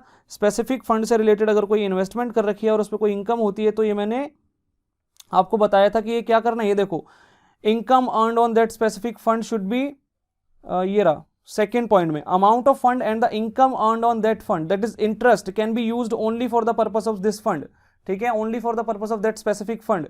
इसका मतलब वो जो इनकम है वो स्पेसिफिक फंड में ही ऐड कर दी जाएगी। तो इसका मतलब स्पेसिफिक फंड से रिलेटेड इनकम स्पेसिफिक फंड में ही ऐड कर दी जाती है। तो यहां पे ऐड कर देंगे इंटरेस्ट, इंटरेस्ट कितना है भाई, इंटरेस्ट कितना मिला है, तो इंटरेस्ट मिला है भाई 10,000 का, 10,000 का इंटरेस्ट मिला है। अगली बात, हमने प्राइज अवार्ड किया तो स्पेसिफिक फंड से रिलेटेड एक्सपेंस हुआ ना, ये हमने प्राइज बांटे लोगों को तो खर्चा हुआ हमारा, तो प्राइज अवार्डेड स्पेसिफिक फंड से रिलेटेड एक्सपेंस स्पेसिफिक फंड में लेस होगा। प्राइज अवॉर्डेड कितना 20,000, बस इतना ही यहां पे होगा। ये क्या चीज है अब देखो भाई ध्यान से, यहां पे कितना अमाउंट बचेगा हमारे पास, तो ये अमाउंट हमारे पास आ गया 90,000। तो 90,000 इस तरीके से बाहर यहां पे लाइबिलिटी साइड पे शो हो जाएगा। ठीक है, बात यहां पे ये आती है कि प्राइस फंड इन्वेस्टमेंट का क्या करना है, जो 80,000 की इन्वेस्टमेंट है इसका क्या करना है, तो भाई इसको यहां पे एसेट साइड पे शो करना है प्राइस फंड इन्वेस्टमेंट, क्योंकि इन्वेस्टमेंट एसेट होता है। तो 80,000 रुपीज यहां पे प्राइस फंड इन्वेस्टमेंट के नाम से शो होंगे। हमने प्राइस फंड के लिए इन्वेस्टमेंट कर रखी है 80,000 रुपए की, और उस पर जो इनकम हुई है स्पेसिफिक फंड से रिलेटेड इन्वेस्टमेंट थी ना ये, तो जो भी उस पर इनकम होगी वो स्पेसिफिक फंड के अंदर जोड़ दी जाएगी। इसीलिए वो जो इंटरेस्ट था वो हमने स्पेसिफिक फंड में ऐड कर दिया। लेकिन वहां पे जो नोट लिखा था ना उसको जरा ध्यान से पढ़ना कि भाई ये क्या चीज है। Interest on price fund investment is not added to the price fund investment account. वो कह रहा है जो प्राइस फंड इन्वेस्टमेंट पे हमें ब्याज मिला वो हमने प्राइस फंड इन्वेस्टमेंट के अंदर ऐड नहीं किया। एसेट साइड पे प्राइस फंड इन्वेस्टमेंट दिया हुआ है देखो 80,000 रुपए, वगैरह इसके अंदर नहीं जोड़ना वो 10,000। वो कहां जोड़ना है, वो स्पेसिफिक फंड में जोड़ना है। वो कहां जोड़ना है, वो स्पेसिफिक फंड में, प्राइस फंड के अंदर ऐड करना है, ना कि प्राइस फंड इन्वेस्टमेंट अकाउंट के अंदर। ठीक है, प्राइस फंड इन्वेस्टमेंट अकाउंट में ऐड नहीं करना। जनरली ऐसा होता है कि हम क्या करते हैं, एसेट से रिलेटेड इनकम को एसेट में जोड़ते हैं। जनरली क्या होता है, प्राइस फंड इन्वेस्टमेंट की इनकम को ना प्राइस फंड इन्वेस्टमेंट में जोड़ना चाहिए था एसेट साइड पे, जनरली ऐसा होता है। लेकिन यहां पे क्या हो रहा है कि हमने एसेट साइड पे उसको नहीं जोड़ा, हमने क्या किया, फंड में जोड़ा उसको। क्योंकि फंड बेस्ड अकाउंटिंग में हमने ये पढ़ा था कि भाई स्पेसिफिक फंड से रिलेटेड अगर कोई इन्वेस्टमेंट कर रखी है और उस पर अगर कोई इनकम होती है तो वो इनकम को कहां पे जोड़ा जाएगा, उसको स्पेसिफिक फंड में जोड़ा जाएगा। तो यही बात वहां पे लिखी थी। आगे पढ़ते हैं, आगे क्या है, तो interest on price fund investment is not added to the price fund investment account as the amount upon receipt is debited to other cash और bank account as the amount upon receipts is debited to the cash और bank account. वो कह रहा है जब भी हमें पैसा मिलेगा इंटरेस्ट का तो वो हम कहां पे डेबिट करेंगे, कैश अकाउंट या बैंक अकाउंट में पैसा मिलेगा तो कैश या बैंक अकाउंट क्या होगा, डेबिट होगा ना। तो कह रहा है कौन सा एसेट डेबिट हो रहा है, कौन सा एसेट डेबिट हो रहा है, क्या इन्वेस्टमेंट अकाउंट डेबिट हो रहा है, नहीं, कैश या बैंक अकाउंट डेबिट हो रहा है।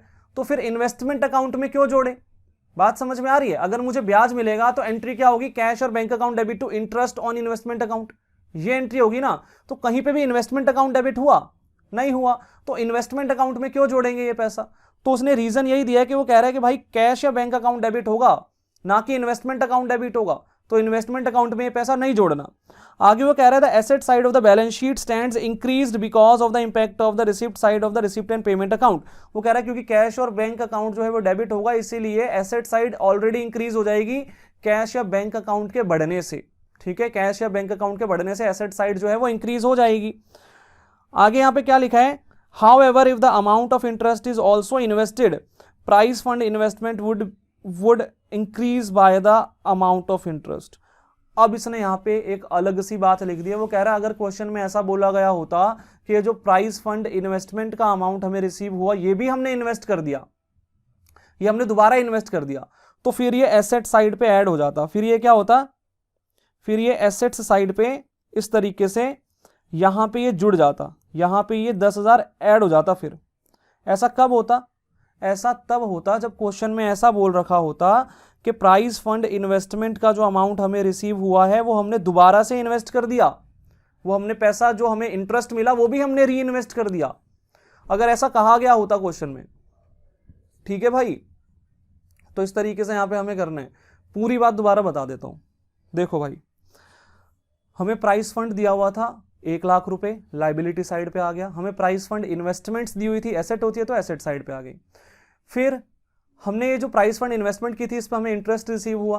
क्वेश्चन में इस इंटरेस्ट के बारे में कुछ भी नहीं बोल रखा था कि हमने इसको री इन्वेस्ट किया है या नहीं किया, तो इसका मतलब हमने री इन्वेस्ट नहीं किया। अगर री इन्वेस्ट नहीं किया तो ये एसेट साइड पे ऐड नहीं होगा, प्राइस फंड इन्वेस्टमेंट के अंदर ये ऐड नहीं होगा।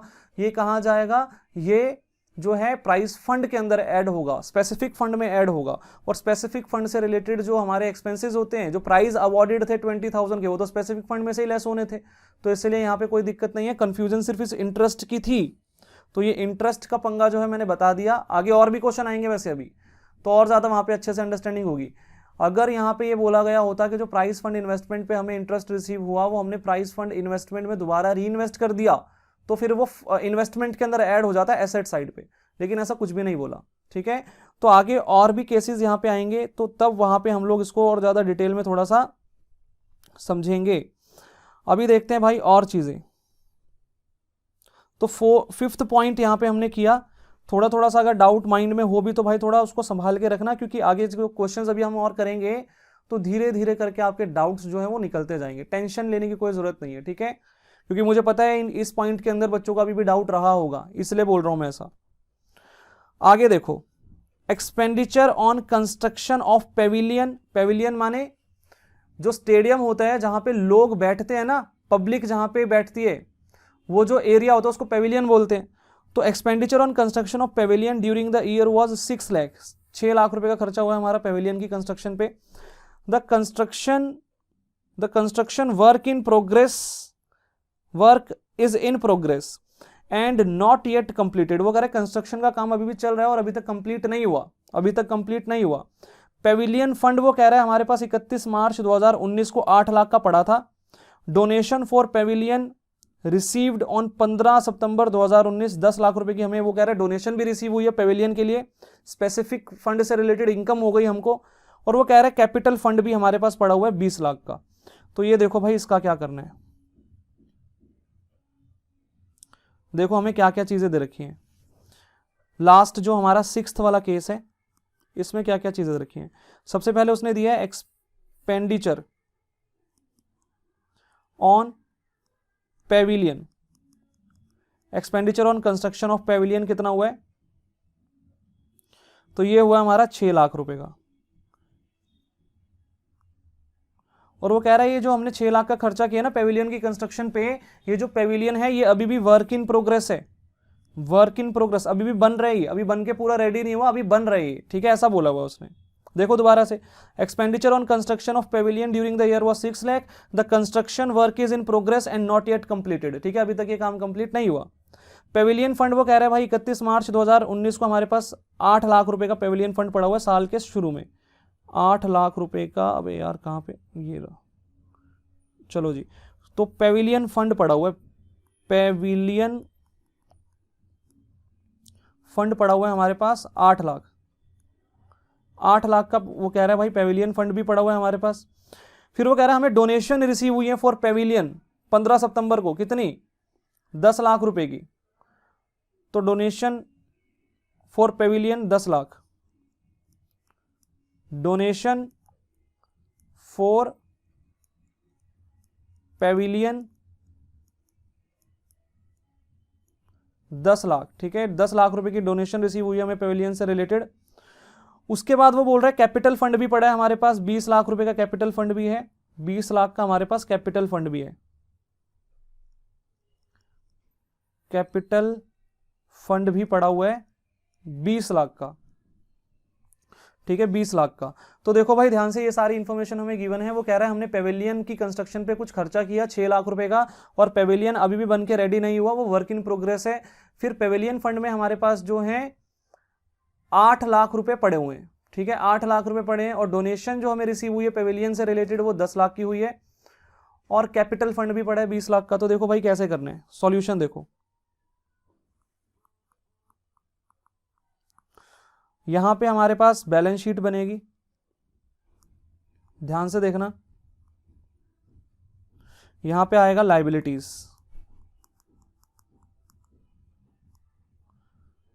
अमाउंट, यहां पे आएंगे एसेट्स, अमाउंट। सबसे पहले देखो भाई कैपिटल फंड कहां पे आता है, कैपिटल फंड आता है लायबिलिटी साइड पे, तो कैपिटल फंड को यहां पे लिख देते हैं। कैपिटल फंड कहां पे आएगा, जनरल फंड जो होता है ना वो लायबिलिटी साइड पे आता है, तो ये मैंने जनरल फंड, कैपिटल फंड का पैसा लिख दिया। अगली बात, पेविलियन फंड भी यहीं पे आएगा, तो मैं थोड़ा सा स्पेस छोड़ के यहाँ पे पेविलियन फंड भी लिख रहा हूं। जो हमारा स्पेसिफिक फंड है पेविलियन फंड, इसमें हमारे पास 8 लाख रुपए पड़े हुए हैं, 8 लाख रुपए हमारे पास ये वाले पड़े हुए हैं। ठीक है, तो मैंने कैपिटल फंड को भी लिख दिया और पेविलियन फंड को भी लिख दिया, ये दो चीजें मैंने यहाँ पे लिख दी। अब वो कह रहे हैं भाई हमने ना पेविलियन बनाने पे कुछ खर्चा किया, 6 लाख रुपए का खर्चा किया पेविलियन बनाने पे, अगर मैं स्पेसिफिक फंड में से कोई एक्सपेंस करता हूं, कैपिटल एक्सपेंस, जिससे कि कोई एसेट क्रिएट हो रहा है, जिससे कि कोई एसेट क्रिएट हो रहा है, तो वो जो खर्चा है वो मुझे स्पेसिफिक फंड में से माइनस करना होता है और कैपिटल फंड में ऐड करना होता है। ये मैंने आपको पढ़ाया था, मैं दोबारा से दिखा भी दूंगा। अभी मैं दोबारा बताता हूं मैंने क्या बोला। अगर मैंने स्पेसिफिक फंड में से कोई खर्चा किया एसेट क्रिएट करने के लिए, तो वो स्पेसिफिक फंड में से माइनस होगा, कैपिटल फंड में ऐड होगा। देख लो दोबारा से, मैंने यहाँ पे पेविलियन के लिए एक्सपेंस किया, पेविलियन की कंस्ट्रक्शन के लिए 6 लाख खर्चा। तो अगर मैं कैपिटल एक्सपेंस करता हूं, मैं एसेट क्रिएट करने के लिए कोई खर्चा करता हूं, एसेट क्रिएट करने के लिए कोई खर्चा करता हूं स्पेसिफिक फंड में से, तो वो स्पेसिफिक फंड में से ऐड होके कैपिटल फंड में, स्पेसिफिक फंड से लेस होके कैपिटल फंड में ऐड हो जाएगा। तो यहां पे लिखते हैं expense on Pavilion, expense on Pavilion कितना, 6 लाख। तो यहां से तो लेस हो जाएगा, लेकिन यहां पे ये ऐड हो जाएगा एक्सपेंस ऑन पेविलियन कितना, 6 लाख। और साथ ही साथ हम एक एसेट बना देंगे पेविलियन, पेविलियन नाम से एक एसेट बना देंगे, लेकिन ये अभी वर्क इन प्रोग्रेस है तो ब्रैकेट में लिखेंगे वर्क इन प्रोग्रेस 6 लाख। तो 6 लाख का ये एसेट भी बन गया। क्लियर है यहां तक की बात। तो स्पेसिफिक फंड में से अगर मैं कोई एक्सपेंस करता हूं कैपिटल नेचर का, जिससे कि मैंने कोई एसेट क्रिएट किया, तो वो स्पेसिफिक फंड में से माइनस होगा, कैपिटल फंड में ऐड होगा, और उतने का ही मैं एक एसेट भी बना दूंगा। ये मैंने लास्ट पॉइंट में आपको पढ़ाया था भाई। देखो यहां पे 6th पॉइंट में, if an asset is created out of specific fund, amount incurred on the asset is transfer to the capital fund, उतना अमाउंट हम कैपिटल फंड में ऐड कर देंगे, स्पेसिफिक फंड में से माइनस, कैपिटल फंड में add. Asset created for the same amount is shown in the asset side, और उतने का ही एसेट हम एसेट साइड पे शो भी कर देंगे। तो यही काम हमने यहां पे किया। स्पेसिफिक फंड से हमने जो है एक खर्चा किया और उससे हमने एसेट क्रिएट किया, और वो जो एसेट क्रिएट किया वो हमने एसेट साइड पे शो कर दिया, और उतना ही पैसा हमने कैपिटल फंड में ट्रांसफर कर दिया, स्पेसिफिक फंड में से माइनस करके कैपिटल फंड में ऐड कर दिया। ठीक है, तो ये बात हो गई। एक और बात, और वो कह रहे हैं भाई हमें डोनेशन भी रिसीव हो रही है पेविलियन से रिलेटेड। तो ये जो डोनेशन रिसीव हुई है पेविलियन से रिलेटेड, ये स्पेसिफिक फंड की इनकम है। तो स्पेसिफिक फंड से रिलेटेड इनकम को स्पेसिफिक फंड में ऐड किया जाता है, ये मैंने पढ़ाया था आपको। स्पेसिफिक फंड से रिलेटेड इनकम को स्पेसिफिक फंड में ऐड किया जाता है। तो यहाँ पे ऐड करेंगे, ये मैं थोड़ा इसको सही कर देता हूँ। अब देखो भाई ये 6 लाख था ना, तो यहाँ पे इसको ऐड कर देंगे, donations for Pavilion, donation for Pavilion, कितने की डोनेशन रिसीव हो रही है, 10 लाख रुपए की डोनेशन रिसीव हुई है। तो ये 10 लाख यहाँ पे ऐड हो जाएंगे। तो देखो भाई कितना कितना अमाउंट आएगा, ये हो जाएगा हमारे पास 12 लाख रुपए, यहाँ पे हो जाएगा ये हमारे पास 26 लाख, और इस तरीके से एसेट साइड पे ये 6 लाख। ठीक है, अब यहाँ पे ये मत कंफ्यूज हो जाना कि बैलेंस शीट का बैलेंस तो मैच कर नहीं रहा। भाई ये एक्सट्रैक्ट है इन्फॉर्मेशन, ठीक है, बैलेंस शीट कैसे मैच कर जाएगी, बैलेंस शीट थोड़ी ना मैच करेगी। तो इस तरीके से ये ट्रीटमेंट होगा सारा। ये लास्ट पॉइंट जो मैंने थ्योरी में आपको पढ़ाया था, ये उसका ट्रीटमेंट है। अगर हम कोई एसेट क्रिएट करते हैं स्पेसिफिक फंड में से, तो भाई करना क्या है, स्पेसिफिक फंड में से वो पैसा ट्रांसफर कर देना है कैपिटल फंड में, और उतने का ही एसेट क्रिएट कर देना है एसेट साइड पे। ठीक है, तो ये चीज भी हो गई। तो ये वाला पॉइंट भी आपको समझ में आया होगा। दिक्कत अगर आपको कहीं पे रही होगी तो वो सिर्फ 5th पॉइंट के अंदर, वो इंटरेस्ट वाला जो पॉइंट था ना, वहां पे हो सकता है थोड़ा सा डाउट हो। तो वो आपकी अभी मैं 2-3 क्वेश्चंस और अगर हम करेंगे तो हो जाएगा, क्लियर हो जाएगा। ठीक है, अभी 1 घंटे के लगभग की क्लास हुई है, और मैं चाहता नहीं हूँ कि ज़्यादा लंबी क्लास यहाँ पे हो जाए, नहीं तो फिर समझ में नहीं आएंगी चीज़ें। ठीक है, समझ में नहीं आएंगी ना चीज़ें।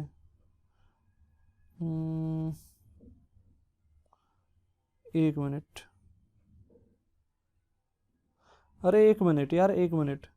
अच्छा मैंने ये 5th पॉइंट कराया नहीं, मैंने 5th पॉइंट अभी कराया ही नहीं है ना आपको, 5th पॉइंट रह गया। 5th पॉइंट भी देखो भाई, 4th पॉइंट हुआ था, 5th तो हुआ ही नहीं है, सीधा 6th पे चला गया था मैं। 5th पॉइंट क्या है कि हमारे पास प्राइस फंड पड़ा है 80,000 का, प्राइस फंड हमारे पास पड़ा है 80,000 का, और 10% प्राइस फंड इन्वेस्टमेंट भी हमारे पास पड़ी है 80,000 की। प्राइस फंड पड़ा है और प्राइस फंड इन्वेस्टमेंट पड़ी है। प्राइस फंड कहाँ पे चला जाएगा, लाइबिलिटी साइड पे। प्राइस फंड इन्वेस्टमेंट कहाँ पे चले जाएंगी, एसेट साइड पे। डोनेशंस वो बोल रहा है प्राइज फंड के लिए हमें 12,000 की रिसीव हुई है, तो स्पेसिफिक फंड से रिलेटेड इनकम स्पेसिफिक फंड में ऐड होती है, तो ये 80,000 के अंदर जुड़ जाएंगी। प्राइज फंड जो है ना 80,000 का, उसमें ये ऐड हो जाएंगी, स्पेसिफिक फंड की इनकम है, स्पेसिफिक फंड में ऐड हो जाएगी। फिर वो कह रहा है प्राइज हमने अवार्ड किया 14,000, तो ये स्पेसिफिक फंड में से लेस हो जाएंगे, ठीक है। लाइबिलिटी साइड पे जो प्राइज फंड हम लिखेंगे ना ये वाला 80,000, इसी में से ये 12,000 ऐड होंगे और ये 14,000 लेस हो जाएंगे। स्पेसिफिक फंड से रिलेटेड इनकम ऐड होती है, स्पेसिफिक फंड से रिलेटेड एक्सपेंस लेस होते हैं। Interest received on 10% prize fund investment 4,000 वगैरह, 4,000 का ब्याज जो है हमें रिसीव हुआ है प्राइज फंड इन्वेस्टमेंट पे। यहां पे ना उसने डेट रखी है इन्वेस्टमेंट की, 1 अप्रैल 2019, साल के शुरू में हमने इन्वेस्टमेंट की थी, तो 10% के हिसाब से कितना ब्याज मिलना चाहिए था? 80,000 पे पूरे साल का मिलना चाहिए था ना, 1 अप्रैल से लेकर 31 मार्च तक का, तो 8,000 का ब्याज मिलना चाहिए था। लेकिन वो कह रहा है कितना ब्याज मिला है? सिर्फ 4,000 का ही ब्याज मिला है, सिर्फ 4,000 का ही ब्याज मिला है। तो जो ब्याज मिल गया, अब ये ब्याज हमने री इन्वेस्ट तो नहीं किया ना, तो इसको क्या करेंगे? स्पेसिफिक फंड में ऐड करेंगे, मतलब वो जो प्राइज फंड था ना लाइबिलिटी साइड पे, उसमें ऐड करेंगे। लेकिन वो जो 4,000 अभी भी बाकी है, जो अभी तक मिला ही नहीं, उसका क्या करेंगे? तो भाई वो अक्रूड इंटरेस्ट है, उतने का एसेट क्रिएट कर देंगे, ठीक है। देखो मैं यहां पे दिखाता हूं आपको, ये देखो, ये रहा accrued interest on prize fund investment, 4,000 का एसेट अलग से क्रिएट कर देंगे जो अभी तक रिसीव नहीं हुआ। और बाकी देखो 10% प्राइज फंड इन्वेस्टमेंट यहाँ पे वैसे का वैसे 80,000 रुपए का, प्राइज फंड 80,000 था, यहाँ पे डोनेशन रिसीव हुई थी 12,000 की, ऐड कर दी। इंटरेस्ट रिसीव हुआ 4,000 का, ऐड कर दिया। जो इंटरेस्ट नहीं भी रिसीव हुआ, अक्रूअल बेसिस के हिसाब से अकाउंटिंग होती है, तो उसको भी ऐड करना है, ध्यान देना। जो इंटरेस्ट नहीं भी रिसीव हुआ तो वो अक्रूअल बेसिस के हिसाब से हमें अकाउंटिंग करनी है। तो प्राइज फंड से रिलेटेड, प्राइज फंड इन्वेस्टमेंट से रिलेटेड अक्रूड इनकम जो होगी ना, वो भी प्राइज फंड में ऐड होगी। प्राइज फंड इन्वेस्टमेंट से रिलेटेड, स्पेसिफिक फंड इन्वेस्टमेंट से रिलेटेड, सुनो ध्यान से, स्पेसिफिक फंड इन्वेस्टमेंट से रिलेटेड जो अक्रूड इनकम होगी, उसको भी स्पेसिफिक फंड में लाइबिलिटी साइड पे ऐड करना है। स्पेसिफिक फंड से इन्वेस्टमेंट से रिलेटेड, स्पेसिफिक फंड इन्वेस्टमेंट से रिलेटेड जो भी अक्रूड इनकम होगी, उसको भी स्पेसिफिक फंड में ऐड करना है, ठीक है, स्पेसिफिक फंड में ऐड करना है। तो ये बात ध्यान रखना। और जो खर्चा हुआ है भाई प्राइज अवॉर्डेड का, वो लेस हो गया, ठीक है। स्पेसिफिक फंड से रिलेटेड एक्सपेंसेस जो है वो लेस हो जाएंगे यहाँ पे, ठीक है। तो ये चीज यहाँ पे की गई है, तो थोड़ा माइंड में रखना इन चीजों को। अभी धीरे धीरे, अभी ना छोटे छोटे क्वेश्चन है, धीरे धीरे करके आगे बढ़ेंगे, ठीक है। और ये वाली चीज तो हम ऑलरेडी कर चुके हैं ना, इसका तो कोई काम ही नहीं है, ठीक है, ये हम ऑलरेडी कर चुके हैं। चलो अब आज की क्लास में मैं इतना ही डिस्कस कर रहा हूँ अभी, ठीक है। अभी कितना टाइम हुआ है यार? अच्छा 1 घंटे 17 मिनट की क्लास हुई है, तो अभी इतना ही डिस्कस कर रहा हूँ। नेक्स्ट क्लास में जो है इसी टॉपिक को ही अभी करना है, ठीक है। अभी इसी टॉपिक पे ही हमें अगली क्लास भी लगा देनी है। नेक्स्ट क्लास में भी यही टॉपिक चलेगा हमारा, ठीक है, जो हमारी फंड बेस्ड अकाउंटिंग चल रही है अभी, ठीक है। इसी को और इम्प्रूव करते रहेंगे, थोड़ा थोड़ा थोड़ा थोड़ा करके इम्प्रूव करते रहेंगे, ठीक है। मैं देखता हूँ अगर आपके लिए कुछ क्वेश्चंस होमवर्क निकल पाते हैं तो मैं आपको होमवर्क देता हूँ, ठीक है। देखते हैं, कुछ ऐसे क्वेश्चंस दूंगा जो इजी होंगे ना, जो शुरू शुरू में जैसे हमने 4-5 इलिस्ट्रेशंस किए थे, उस टाइप के क्वेश्चंस देखते हैं। अगर मिल जाते हैं मुझे तो मैं आपको देता हूं। तो देखो जी, देखो ये लो, रिसिप्ट एंड पेमेंट अकाउंट बनाना है, पहला क्वेश्चन। दूसरा क्वेश्चन ये आपका होमवर्क है, पहला क्वेश्चन, दूसरा क्वेश्चन, तीसरा क्वेश्चन, चौथा क्वेश्चन, ये सब आपका होमवर्क है आज का। रिसिप्ट एंड पेमेंट अकाउंट बनाना है, पांचवा क्वेश्चन। जो पहले 2 इलिस्ट्रेशंस कराए थे सेम उनकी कॉपी है, ज्यादा दिमाग नहीं लगाना। चाहे कैपिटल नेचर की इनकम हो, चाहे रेवेन्यू नेचर की इनकम हो, चाहे कैपिटल नेचर का एक्सपेंस हो, चाहे रेवेन्यू नेचर का एक्सपेंस हो, रिसिप्ट एंड पेमेंट अकाउंट में तो सब आता है, ठीक है, सब आता है। और कैश बेसिस पे आता है, थ्योरी ध्यान रखना, ठीक है, सब आता है, कैश बेसिस पे आता है, कैश बेसिस पे आता है। तो 6 तक जो क्वेश्चंस है ना, 6 तक ये आपको करने हैं, 6 तक जो क्वेश्चंस है उसके आगे आपको नहीं करने। और ये सारे के सारे question receipt and payment account से रिलेटेड हैं, तो कोई दिक्कत नहीं आएगी। कैश बेसिस पे बनाना है, कैश बेसिस पे बनाना है, चाहे रेवेन्यू नेचर के आइटम्स हो, चाहे कैपिटल नेचर के आइटम हो, सब आएगी। बस ये 2 बातें ध्यान रखना, बन जाएंगे सारे अकाउंट, ठीक है। तो पहले 6 क्वेश्चन आपके होमवर्क हैं। अगर कोई डाउट आएगा फोन पे पूछ लेना, इसमें कुछ ऐसा नहीं है कि मुझे वीडियो में ही कराना पड़ेगा। फोन पे भी डाउट पूछोगे तो बढ़िया तरीके से समझा दूंगा मैं, ठीक है। और बाकी अभी मैं कोई होमवर्क दे नहीं रहा हूँ। 6 क्वेश्चन मैंने होमवर्क दिए हैं, 6 क्वेश्चन आपको नेक्स्ट क्लास तक मुझे ये करके देने हैं, चाहिए मुझे नेक्स्ट क्लास तक, ठीक है। साथ के साथ होमवर्क चाहिए मुझे इस चैप्टर का। और फंड बेस्ड अकाउंटिंग को ही नेक्स्ट क्लास में हम कंटिन्यू करेंगे, ठीक है। फंड बेस्ड अकाउंटिंग को ही नेक्स्ट क्लास में हम लोग कंटिन्यू करेंगे। तो आज की क्लास यहीं पे हम लोग समाप्त कर देते हैं, ख़त्म कर देते हैं भाई। टाटा बाय बाय।